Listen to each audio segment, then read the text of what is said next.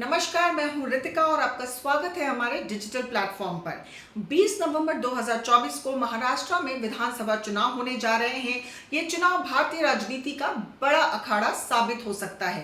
दो बड़े गठबंधन महायुति यानी कि बीजेपी, एकनाथ शिंदे की शिवसेना, अजीत पवार की एनसीपी और महाविकास आघाड़ी एमवीए जिसमें है कांग्रेस, उद्धव ठाकरे की शिवसेना यूबीटी, शरद पवार की एनसीपी आमने सामने हैं।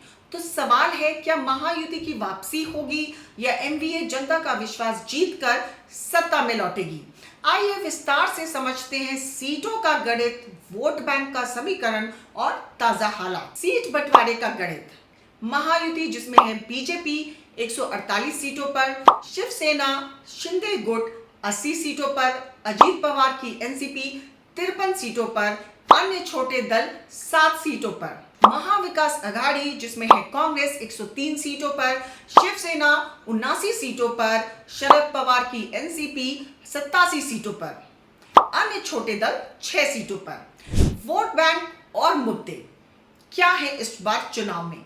महायुति का वोट बैंक शहरी इलाकों में बीजेपी की पकड़ मजबूत है। मराठा और ओबीसी वोटर एकनाथ शिंदे और अजीत पवार के गठजोड़ से प्रभावित हो सकते हैं। प्रधानमंत्री नरेंद्र मोदी की लोकप्रियता और केंद्र सरकार की योजनाएं महायुति के पक्ष में है। अब एमवीए का वोट बैंक जान लेते हैं। ग्रामीण और किसान इलाकों में कांग्रेस और उद्धव ठाकरे गुट का वर्चस्व है।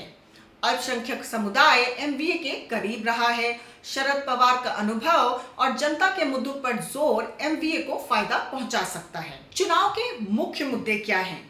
किसानों का आक्रोश जिसमें है बढ़ती महंगाई और कृषि संकट बड़ा मुद्दा है। एमवीए किसानों को कर्ज माफी और विशेष योजनाओं का वादा कर रही है। दूसरा है मराठा आरक्षण।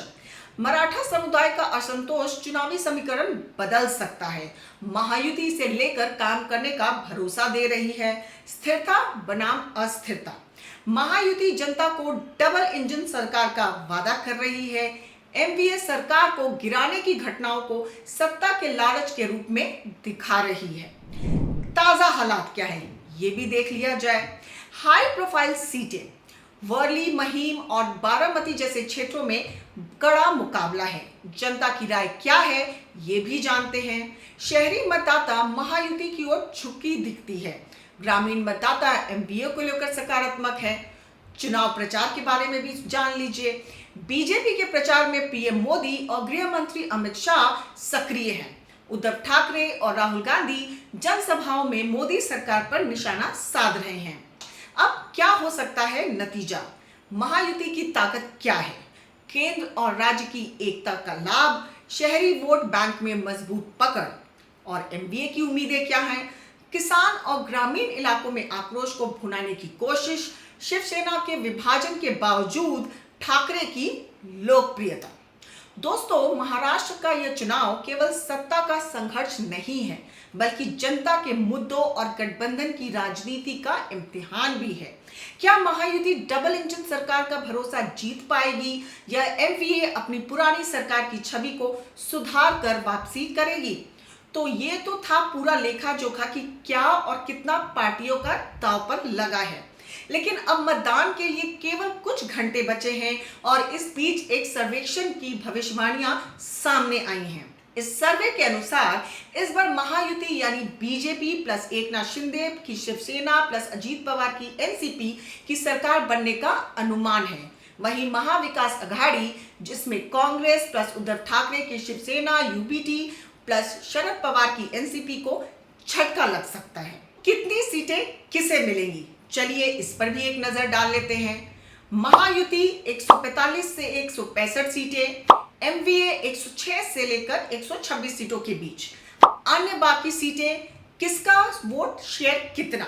महायुति को 47% वोट, एमवीए को 41% वोट, अन्य को 12% वोट। कहां किसे कितनी सीट? महायुति पश्चिम महाराष्ट्र, विदर्भ और थाने कोंकण में जबरदस्त बढ़त। इन क्षेत्रों में महायुति को 48%, 48% और 52% वोट शेयर मिलने का अनुमान है। चलिए अब एमवीए का भी हाल जान लेते हैं।